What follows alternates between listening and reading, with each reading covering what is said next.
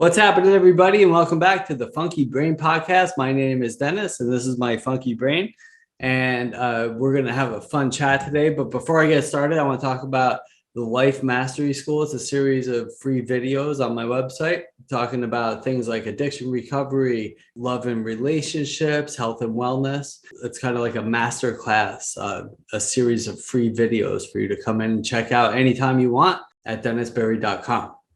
But our guest today, he's a naturopathic medical doctor who brings years of medical experience to his practice, Explore Health, which is in Arizona. And he's known as the go-to physician for patients who feel they have exhausted their time and resources attempting to resolve complex health challenges. And I was once one of those people, so I completely understand and appreciate everything he does. He's also respected internationally as a preeminent addiction medicine specialist and hosts Your Road to Personal Addiction Recovery, which is one of the most listened to podcasts on the matter, and which I had the honor of being on a little while ago. Dr. William Nelson, how are you doing today, sir? Hey, Dennis, how are you? Good to be on the show. So how is 2021 going for you so far? How are things in Arizona? We're doing well. I think, this has been a trying time for a lot of people, and I think we spoke about it before, but it's difficult as a doctor when diseases become politicized. And I think we're in a situation in our country right now that there's so much anger, resentment, and misinformation that, how a vaccine could be politicized or a mask or a particular virus, but we've managed to do so. And so, but I think the majority of people are doing okay. It's sad. Some people lost loved ones. Others are suffering from ill effects from either the vaccine or having COVID itself. But we're hanging in there. And I keep hoping we're going to find our way through this and find some sense of normalcy. As far as addiction, our addiction practice has increased. A lot of businesses are suffering, but ours increased. I think a lot of it had to do with feelings of isolation and those things that a person that has a tendency towards an addiction, being isolated certainly doesn't help. Anything that I can encourage people to do to get out and be active or find ways to maintain relationships is really important, as you well know. Yeah, totally. Yeah, I'm in the same boat. Everything in the last year and a half has kind of skyrocketed for me as well.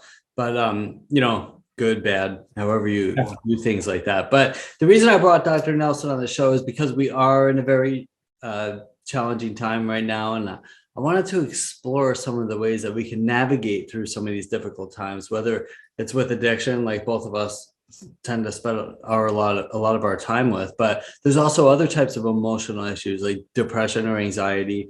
And what are you noticing out there, like what's coming to you, and what are some of the approaches you take with some of these challenges? Well, I'm a naturopathic doctor, and I have the ability to prescribe pharmaceutical drugs. Sometimes I do, but usually what I like to do is find ways that a person can help themselves, whether it be through changing their diet, their exercise habits, their addiction to some other non-drug, which would be sugar. It's like, and if we can address some elements of health, we're at an advantage because we're not necessarily treating disease. Sometimes we can create health. And I think it's a different paradigm. It's one that isn't commonly held because in conventional medicine, particularly, I'll say in insurance-based medicine, it's all about diagnosis and treatment, which usually involves a drug or a procedure. And doctors such as myself, we're not necessarily paid by insurance companies, especially when it has to do with, how to teach people how to live a better lifestyle, how to deal with some of their things, and the most commonly prescribed pharmaceuticals for depression, Prozac or something like that. Nobody's Prozac deficient. It's not a vitamin. It's not an essential nutrient. And yet for most people, that seems to be the way they approach how to get rid of depression when it isn't necessarily the best option for everybody. And with that, I'm not going to be like Tom Cruise and jump on the Oprah's couch and say, don't ever use that, because sometimes it's life-saving, but not always necessary. Right. And I would argue that because I talk about this frequently, and I agree with you 100%. And when you say not always necessary, mostly not necessary.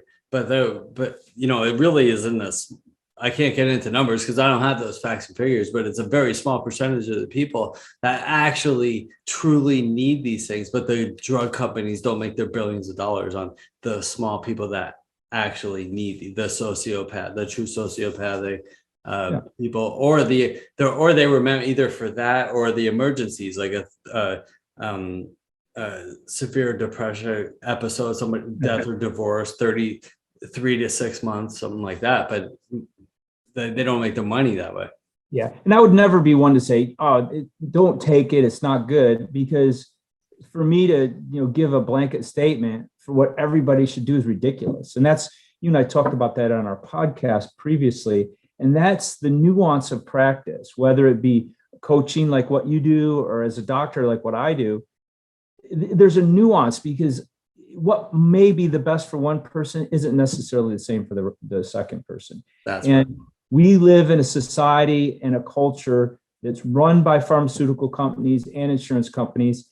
And the paradigm is you have to diagnose, give a diagnosis code, and then it's a linear treatment that doesn't have any nuance to it. And it's a cookie cutter approach that could be practiced by a monkey or a smart monkey.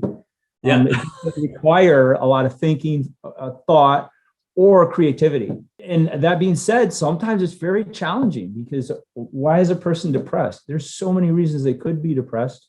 And it's up to the doctor working as a team member with the patient, rather than a doctor to fix somebody, to uncover what are those key factors that need to be addressed in order to return a person to health. Yeah, physical and emotional health. Yeah, easier said than done. Right. Sure. Well, and it's a time thing. It's not a quick fix, like you alluded to that earlier, but we're not talking about, I have a headache, here's an Advil, in 20 minutes that'll be gone.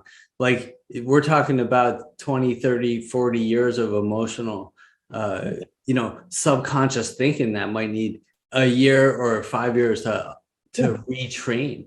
Yeah. And that's, whether it be depression or anxiety or those things that have become more commonplace, especially during COVID, with people, their lives have been changed. And addressing it as far as addiction goes, there are some drugs that I think are life-saving. I used to be against, say, Suboxone. And for those that don't know, Suboxone is an opiate blocker.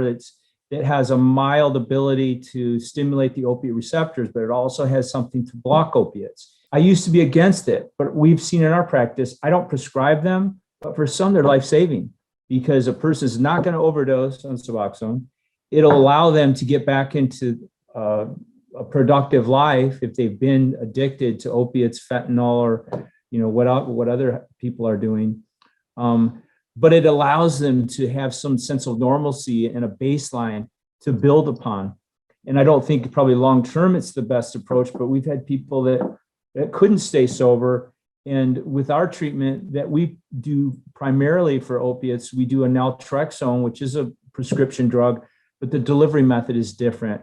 Once a person can produce clean urine where there's no opiate in their system, no perks, oxys, OxyContin, Vicodin, or what's commonly used now is fentanyl, whether it be street or prescription. Once they can produce clean urine, then we can place a naltrexone pellet insert that's accomplished via a minor surgery, slight incision placed under the skin, putting pellets that can last from 4 to 6 months. And what it does magically, it prevents a person from getting high. And then even more importantly, I think for recovery, it takes away the uncontrollable cravings that will predictably lead someone back to relapse if their life is kind of, challenged, or they don't have the skills developed, say with someone like you, to develop the life skills of when life presents itself in the stressful situation. That part of our brain that hasn't been developed doesn't have the ability to say, well, I don't need to go back and use the drug that might kill me. There's other things I can do. I can learn different techniques to deal with stress. I can get a sponsor. I can get a coach. I can adopt new ways to cope with some of those challenges rather than going back to that old drug like a moth to a flame, so to speak. Wow, that's great. Well, I'm glad you addressed the additional piece to that, because a lot of reason for failure is because people say, all right, well, I'm going to not drink, I'm going to not shoot up, I'm not going to snort, but I'm still going to try to do the same life without that. And then a day later or a week later or whatever, life kicks you in the balls, because that's what life does. And you're like, I don't know how to handle that. Yeah. You know, not just days later, months later, years later. Yeah. So that's a challenge. And, you know, it's one of the challenges that we have is, since I primarily am dealing with the biochemistry, I know the importance of doing the other piece. And I think it's at least 51%, of, you know, how do I create a new life? How do I work on improving myself? How do I, you know, take the life mastery school? And all of the skills learned there will be the things that will help sustain sobriety. Because so many people, whether it be a dry drunk that's been sober for 6 months or a year, who's still craving alcohol, and every day is a constant struggle, have the devil on one shoulder trying to get them to do shots and the angel on the other say, no, you're better than that. But having that constant struggle, the drug naltrexone, as far as for opiates, it prevents them from using, but it doesn't do anything to develop life skills. So you need to do both. And so many people, because it works so well, my observation is that people will say, oh, you know, thanks. And they'll tell us, you saved my life, I'm not using. And that's a month into it. But when that month turns to 2 and 3 and 4 months, if they haven't done the work, you know, quote unquote work, it's very nebulous as far as what that work entails for each individual. But unless they do substantial work on themselves, they're so susceptible, and it's so predictable that they're going to go back to that old pattern unless they do the things necessary. And because that naltrexone works so well, they think they got it. So I say, instead of sitting on your butt watching reruns of Oprah, or, you know, figuring out what Kim Kardashian is going to do with her nails and sitting on your edge of your seat, so anxious to figure out something that has nothing to do with improving your life, work on yourself. Take a mastery school, you know, schedule some time with someone that's been there, done that, and can coach you. You and I spoke about that last time, and it's important for people. Now I've forgotten what your acronym was. It was how honesty, openness to learning something new, and then willingness to follow through. And I've given that simple moniker to a number of people and referred people to you. I don't know if they've contacted you, but I really enjoyed our talk, and I know that a lot of people could benefit from what you do. So I thank you for that. And thank you. I appreciate that. What I've been realizing recently when I'm talking with clients, and I want to bring this up for your point of view, is like, if we say, all right, we're going to stop drinking, here's the naltrexone, here's this, here's that, and we're going to stop that behavior, and now go get a job. That's a huge milestone. Most people, what I'm finding, and I mean, I'm dialed into it more than ever, and I've been doing this a while, and we both have been doing this for a long time. What I'm realizing more than ever is, if I say, all right, and I'm just using the job as an example, let's remove the harmful behavior, the drugs, the alcohol, or whatever, and now go get a job. There's like 50 steps in between there. And so that's where I'm finding that people are just completely lost. So it's like, all right, well, I'm going to stop the drugs. And now we have to go back to kindergarten here. There was a guy who used to say that in early recovery, welcome to kindergarten. You know, it's like, well, what's the first step? I'm going to stop doing drugs. Now, I mean, and we got to get simpler. I got to take a shower. I have to shave, or I have to comb my hair, or not me, but a lot of people. And I have to, you know, do this and do that. I have to put like 50 steps in place in order to get to that job. Do you find that that's the case? It's like people need to be instructed on how to get through this process.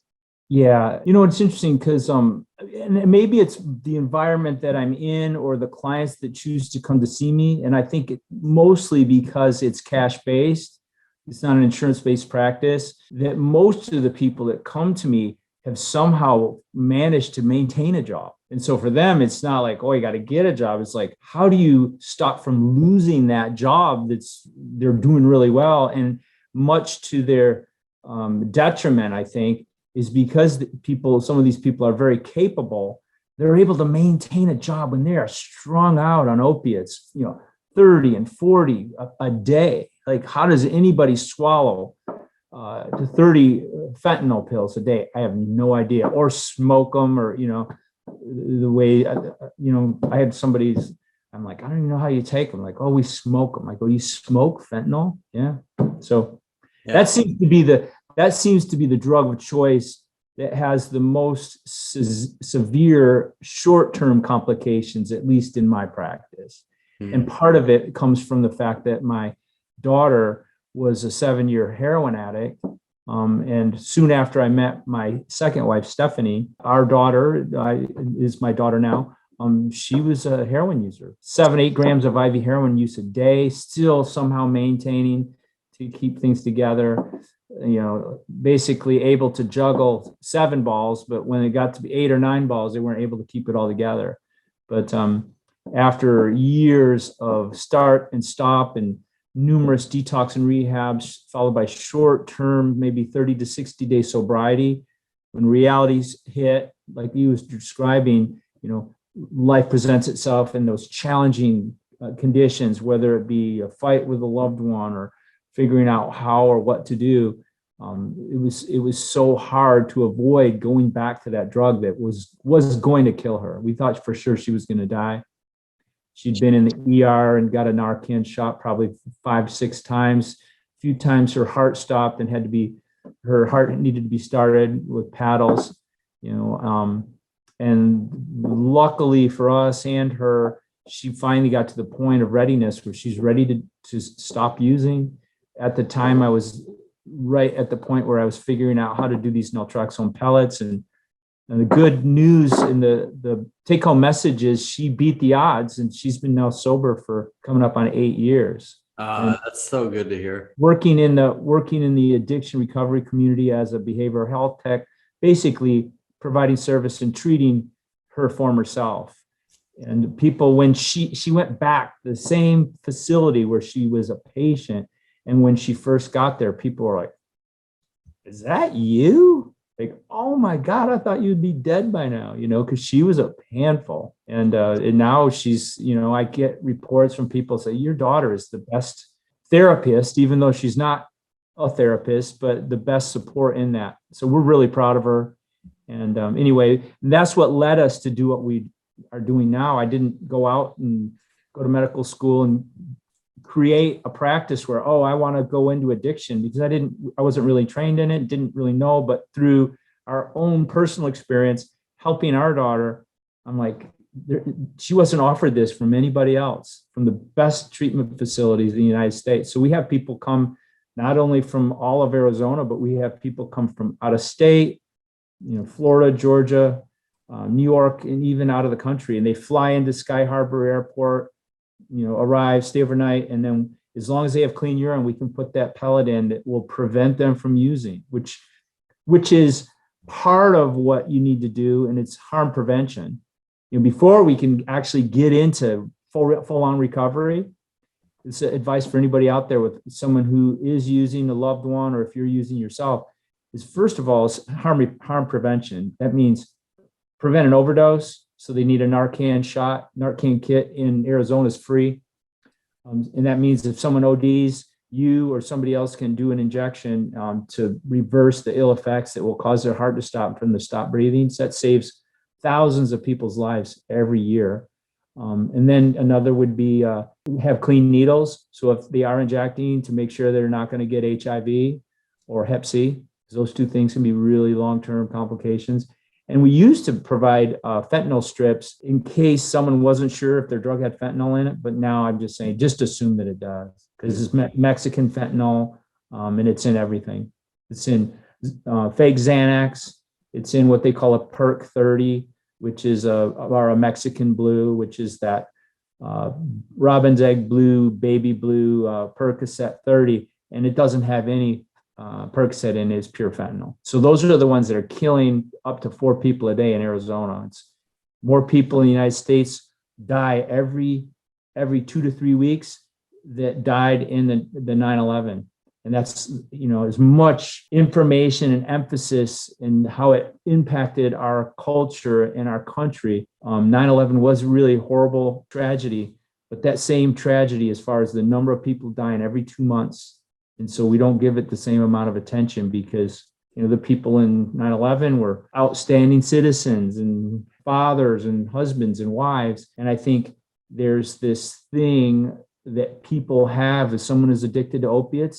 There's a negative connotation, or society looks at them as like, well, they're choosing that. And it's kind of like we have to change the vision or change the perception of how people view people struggling with addiction. They have a disease. It's not from a lack of character that they can't get well. It is incredibly difficult, and you have to be hitting on all cylinders, including, the best support that we can provide, things like what I do, along with someone like you that can really coach people to take each step and meeting them where they need to be met.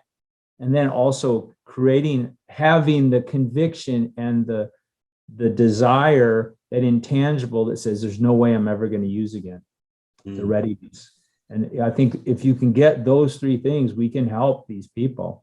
But if we just look at it as like, oh, these people are less than, they don't have any strength of character, and, they deserve the outcome of their situation. That's why the people are dying. I think it's pretty similar across the country, but here in Arizona, since I've started to do this, it's increased 400% daily death. Yeah, that's a staggering number. So for people that have loved ones that are in this addiction and they want to help and be there, like what can you say to somebody who's listening to this? Because I deal with a lot of those people that listen to the podcast. And originally when I started doing this, it was just addiction recovery. And what happened is wives and mothers and family members would come to me and say, I need you to fix this person. But you can't fix somebody who doesn't want to be fixed. So what kind of advice can you give to somebody who has a loved one who's dying, who can't stop, whether it's alcohol or drugs or whatever? And that point is so well taken, is that if you're thinking that you can fix someone or save someone, you're mistaken. What you can do is you can change the way you interact with them. And sometimes we'll call it tough love. And you have to establish boundaries, but not cut off communication. Some people say, until my kid's clean, I'm not going to talk to them, and I'm going to kick them out, and I'm going to, they're dead to me. Well, that's not going to solve anything. But on the other end of the spectrum, all of the good parenting skills, caring for someone, helping protect them, kind of protecting them from harm, helping them financially, or seeming to help them financially, all of those things go out the window when it comes to addiction. Things that normally would be considered good parenting, especially when people are younger. If you have a 25-year-old that you're paying for their cell phone and putting gas in their car, allowing them to live in your home while they're using, you got to change that, because until you make it uncomfortable for them, why would they stop? It's like they're on vacation. 20 and 30-year-olds living in their parents' home and not having gainful employment, having all their basic needs met, including the need for continuing their addiction. So there's a book called The 4 Seasons of Recovery. It is by an author, Mike Speakman, and it's one of the best that I've read. And it gives you step by step of how you personally as a parent, or personally as the loved one, you need to change the way you are interacting in that relationship. And what it comes down to is you will be changing, and you'll be about 6 months ahead, or a year ahead of the person in recovery. So you have to change what you do, and very soon they'll be pissed off. So if you have a loved one who you still got a great relationship with them and they're using, probably not helping them, because you're going to have to cut them off. Say, listen, I love you. I'd do anything for you, but I'm not going to pay for your cell phone anymore. I'm not going to pay for your car. You got to find your own place to live. And it takes a lot of guts and a lot of trust, because you're like, well, what are they going to do? Well, they'll figure it out or they won't. And then instead of feeling like you need to fix that person, I suggest parents work on themselves, do the life mastery, work on your issues, because it's so easy to look at your kids and like, look at my kid, they're so messed up, when oftentimes the parent has challenges that they've never overcome as well. So if you are working on yourself or you have a spouse who's addicted, if you work on yourself, they'll either follow you or they won't. But you will drive yourself crazy thinking you can help someone if you keep trying to fix them. Yep. I say all the time, self-love, self-care, self-respect. And there's a difference between being selfish and taking care of yourself. And all the help. And there's another confusion. There's the selfish and self-care, but the other one is helping. So I just went through this last week with a client who they have a kid at home who's been there, not doing anything. And he's like, but I feel like I need to help him. And I said, all right. And I say to my clients all the time, I'm like, I love you, but I'm also a pain in the ass. I tell it like it is. I say, and here's the thing, you're not helping them. Yeah. And that's hard to understand. There's help and enabling. And, we've all heard the term enabling, but, I have clients that have been to 10 rehabs, 24 years old. How do you go to 10 rehabs by the time you're 24 years old? And the parents keep sending you, and you have to, what's the bill on that? It's at least 20,000 a pop, and they say, I want to keep helping, but it's not helping, or it would have by now. Well, and that's where I think parents don't want to give up on their kid just in case the kid, something changes and the kid or the loved one or the spouse changes and they truly want to get better. One of the things I learned is that I think with our daughter, she had 8 or 10 detox and rehabs at some of the best places in the world, Hazelden Clinic, and going out of state and spending my wife and our retirement money and her father's retirement money. And every time we would, all of the extended family would be drawn into that vortex of her recovery. And we would do anything and everything to give to her in order that this time is the time that she's truly going to get better. When in truth, she had no intention at any time of getting well. And all she did, her dependence had gotten up and her tolerance had increased so much when she went to a detox or rehab is just so she could get high and less heroin. And it wasn't until her final session when she said, that's when I truly wanted to get better because I thought I was going to die. And so having realized that, it's like we were all just fooling ourselves. Yeah. And thinking that, and she was saying the right thing and doing the right thing. And I think, so the challenge is we're not psychic. So you hope that they're serious about getting well, but you never know. And no one will ever know if someone's really serious until a year later or 2 years later. So after the fact is when you really know if they were serious or they were ready to really get change and have a transformational process. Yeah. And I think the challenge is if the parents are like, well, you've failed at, 6 detox and rehabs, I'm not going to pay for any more. And in their mind, like, I know there's a chance that this might be the one where they're actually going to get better. I think that's a really huge challenge for a person because, their thought is, well, what if I don't support them? But yet this was the time they're ready. And now they, OD because they didn't have that opportunity. Yeah. And you made a great point about it's like, if things are going well, and it's the same in our lives. I've been sober 18 years and it's not like what we're talking about is really the human condition. Like we don't, if we have enough money in the bank, the relationship's going well, I'm healthy, I'm at my ideal weight, the job's good, everything is nice, I don't need to change anything.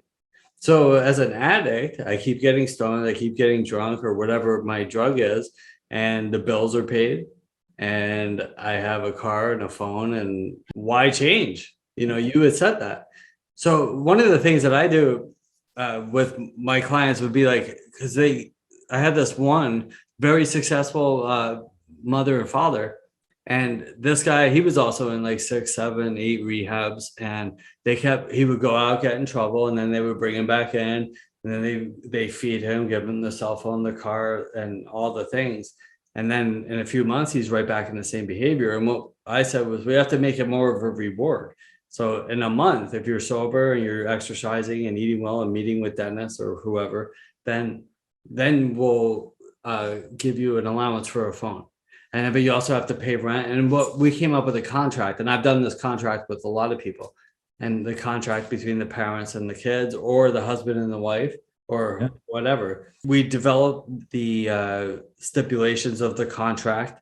And just as if I just said, you have to do this and this and this and this. And if not, then we have to separate. It's hard to do, but that's actually helping somebody. And then sticking to the boundaries, whatever boundaries you set, there has to be consequences. Otherwise, it's just empty words, and nothing changes if nothing changes. And it may end up in that relationship may stop. Yeah. But that is the healthiest thing for the person who's sober, whether it be the parent or the loved one. And we talk about for better or worse when you stand up in front of your peers and God and, have your vows when you get married, but not to be disrespectful to that sacrament or that important institution. But if it's not happening, it may be that the best for both people is to sever that relationship. Yes. And we don't like to think that, but that may be essentially what needs to happen. As a doctor who deals with difficult cases, I'm like the second opinion. And because most of what we do is not insurance-based, most people first go to their regular physician and it's covered by insurance or Medicare. And then they go to the next specialist, or they go to an alternative person.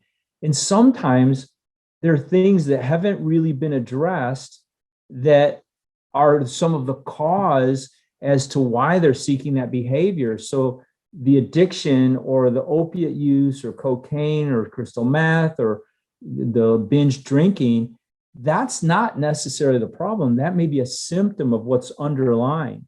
And it's difficult and more time consuming to get at that. And these may be physical challenges. They may be emotional challenges. They may be spiritual challenges. They may be traumatic events that happen early in childhood where they had abuse or violence or witnessed something horrible, or they were abandoned, and we call those things stored emotions. And those things are locked in our body. And there's ways and techniques that we do in our office that can help identify what those are. And just like rebooting a computer, bringing it up into the level of consciousness and allowing that emotion that no longer is serving you and keeping you in a place of dysfunction and allowing you just to experience it shortly and then sending it's on its way so it's not locked in the body. And that's hard to explain to someone, and it seems esoteric and kind of woo-woo, but it transforms people if that's really what's causing it. So that's where you treat the cause rather than treat the symptom. Another thing could be, even someone who has had a traumatic brain injury through a car accident, and their brain isn't working because there's a block in the energy flow. And so there's a form of treatment that I do that's called neural therapy, and that's unlocking that dysfunction in the autonomic nervous system. So it would be next to impossible for them to be without anxiety or depression because their nervous system isn't working properly. And be able to address that and correct that, get rid of the roadblock, so to speak, in the nervous system, and that's called neural therapy. And that's one of the things we do. The other thing you could look at, if they have chronic infection, they have a gut that doesn't digest food and is full of yeast or parasites or bacteria, that person is not going to be able to be well. So there's so many things. There's a laundry list of things that we can do, and the challenge is the detective work to figure out what is the underlying cause, how do we mitigate that, reduce that, and then in addition get them to stop the behavior that might kill them, and then work on their emotions and get them serious. That's why addiction recovery is so challenging. No, and I love what you said earlier about we're not treating a disease, rather we want to create health. Yeah. I love that. That is so often so overlooked. Like when I hear in 12-step rooms, which I don't go to anymore, but I used to for years, and they're like, just stop drinking, keep smoking and eating all the sugar you want because, we have the sugar, low sugar. We need to eat chocolate. And maybe for a week, and then stop doing that shit. Stop putting that stuff in your body because that's going to keep, the best defense against the cravings and all the relapses and all the anxiety and stuff is a healthy body. We want to, the body, mind, and spirit are all connected. So I love what you said. And on your website, you even talk about supplements. And I talk about that too. It's so important to have a healthy body, mind, and spirit. They're interwoven. And not only just supplements, but eating, like what we choose to eat and what's considered to be food. Yes. When I was raising my kids, they're grown-ups, but I said, there's food and there's entertainment. Yeah. Let's be really clear about what we're putting in our mouth. There's an old cartoon that one of my friends gave me. It was this, I think, like Far Side or one of those things. And it had this woman who was harried and looked like she was struggling with a kid, with the demonic look on his face. And she goes, "You can't have your Hostess Ho-Hos until you eat your Twinkies." Yeah, that's exactly right. For your Ho-Hos.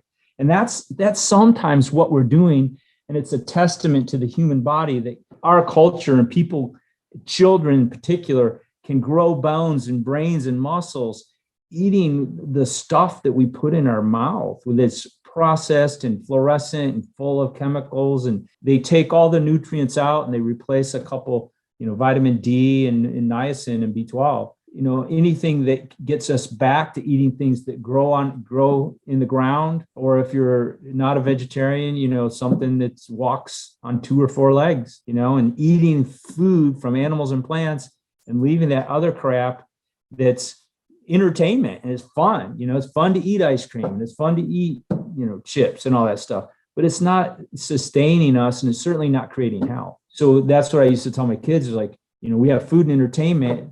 And my kids would go, "Dad, we have no entertainment in the house." I'm like, "All right, let's go get some gelato, go out and get it." Because I know that my challenge is, even though I know what to do, if there's stuff in the house that's junk food, I would eat it. So my way of not doing it, I'd have to get in the car and go out with the kids and get it, because when they weren't there, I'm like, I'll just eat more of the junk. And so it's, finding ways to, even though what you should do, just got to find ways to make it work. And I know for me, my ability to avoid, walking past that refrigerator, knowing there's a thing of Ben and Jerry's in there, like, I'll just eat that, because I have a sweet tooth and kind of an addictive personality as well. And luckily, I never got addicted to opiate or Coke or crystal meth. And I binge drank when I was in college, like a lot of people did. But I figured out, shortly after graduating from college, I'm like, this is not cool anymore to just drink to get drunk and not remember things. So I'm like, I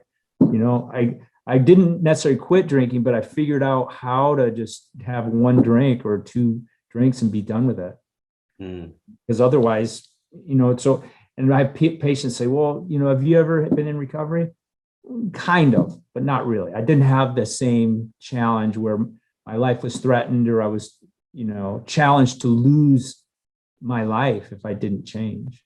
No, but you had other challenges, and that's what I tell people about too. It's like, "Oh, well, you didn't have that addiction problem. Well, your life must be perfect then." Yeah. Is that true? No, it's not perfect. No, we grow from our challenges. Yeah. It's almost like some people say the strength of your character and the gift is the enormity or the apparent impossibility overcoming your challenge. You do that, and now you got a game plan. So whenever challenges hit, you go, "Oh shit, I was able to deal with that before. This is just like no other problem." Yeah. And we like things to be perfect, like you said. You got great job, you got money in the bank, you got tons of people that love you, and you got good health, and you're doing everything. I think when that happens, you tend to be you're not as grateful for what you have, and you develop the tendency is you unless you continue to work on yourself, something will happen. Well, you'll become neglectful, or you won't be grateful. You won't be in a position to continue to work on the human condition, and you may find yourself, that seemingly great relationship suddenly fell apart. So we gotta, even when things are going well, we gotta keep filling our brain with positive thoughts, figuring out where my sore spot is, and be able to work on that as well. Yeah, and So have people in your life to help get you there when you don't know how to. It's okay to ask for help. I think we talked about that last time. Is yeah, that everybody asking for help is a sign of weakness, but it's not. It's a sign of strength. yeah. Or asking someone to help us, someone that respects you enough and you respect them enough for them to be able to say, hey, listen, I'm noticing some shit that you're doing, and this doesn't seem like that's really you. Mm. Instead of getting all defensive and like, what the hell are you talking about? You're not perfect. Really listening and going, ew. If you hear the feedback and you're like, oh God, you're right. And then just have to have the humility, say, God, you're right. And that's not what I'm about. And I really want to work on that. Thanks for bringing it to my attention. And you have my permission to hold me accountable. Not that you're responsible for me changing, but if I ask you, hey, I'm really working on it. Are you noticing changes? Are you noticing improvement? Do you see that, or are you still seeing those same behavior patterns? Because it's so difficult to be objective with our own experience. Absolutely.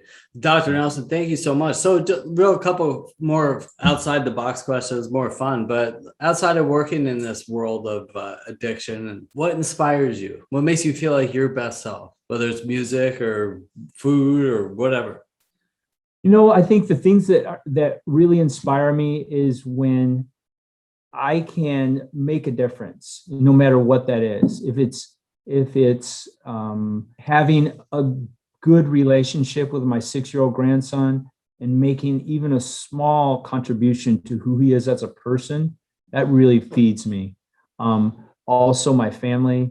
I have 2 of my kids from first marriage, 2 from my wife's first marriage, and anything that I can do to provide any sort of insight or support to them, that my family's super important. And then on a personal note, going through this thing we call life and identifying that, as we were just describing, it's like I may think that I have my shit together, but when something happens or when I kind of see what's the truth and look in the mirror and knowing like, God, that's not who I am or what I want to be, being able to fall back either on a spiritual principle or a coach or working with someone like you, and then knowing that even as a 58-year-old, I can still change. And that's why I so appreciate your how,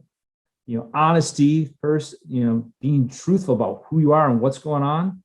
That takes courage, and we resist it because our ego is so challenging. So if you can get past your ego and go, God, maybe I really do need to be honest about that, and I need to address that. Openness for learning from others that have done this, been there, done that, and be able to accept coaching or seek it out, and then a willingness to actually put it in place. That's what life's all about. That I so appreciate that acronym, and then you can take that on the global scale, the gestalt of how, based on those 3 words, honesty, openness, and willingness to work. But then also as you're working through life, if you keep asking the question, how do I, feel more confident? How can I create more value with what I work with my patients? How can I learn more to be more of service to others and making the world a better place? If we were all doing that as a culture, I think the world would be a different place. And that gives me hope. It makes my heart pump. And I love to share that information, whoever will listen. Awesome. Thank you so much. Dr. Nelson, anything else you want to throw out there for any of our anybody out there suffering with addiction to opiate or alcohol? We have information on our website. It's explorehealthaz.com, or you can call us at 602-692-4626. Listen to our podcast, Your Road to Personal Addiction Recovery, and listen to this guy, because of the people that I've run across, I think he's got a big heart and he's got experience in how to help you. So take him up on his offer and do this mastery course and get on his website and learn. I'd leave it with that. Thank you, Dr. Nelson. So if people outside of Arizona need help, they could still contact you, correct? Yeah, we do. We do telemedicine. It's interesting. Prior to COVID, we were not able to treat people long distance, and they had to be face to face. But since COVID, we can now do telemedicine, and they've made it so if it's involving addiction, we do not have to do face to face anymore, which is really great because we have people calling from all over and taking us up on that, and that can even involve prescribing if need be. Wow, that's really great to hear, and I'll certainly refer people your way. And one thing I didn't mention, but we talked a lot about opiates, but there's another program that I think is it's not well known, and you and I talked a little bit about it, and it's called Sinclair Method. And that's people that are suffering from alcohol use disorder. You go to our website and look for the information on Sinclair Method. Basically involves taking an oral medication an hour before drinking, and it allows someone who can't control their drinking to become, well, quote unquote, normie, even though it doesn't meet the dominant paradigm in addiction community. I've seen it be so successful. They still need to do the work on themselves, emotionally, spiritually, but it's a huge advantage for people if they can do that. Thank you, Dr. Nelson. I appreciate it. And thanks everybody for tuning in to the Funky Brain podcast. Thanks so much. I'll talk to you soon. Have a great day.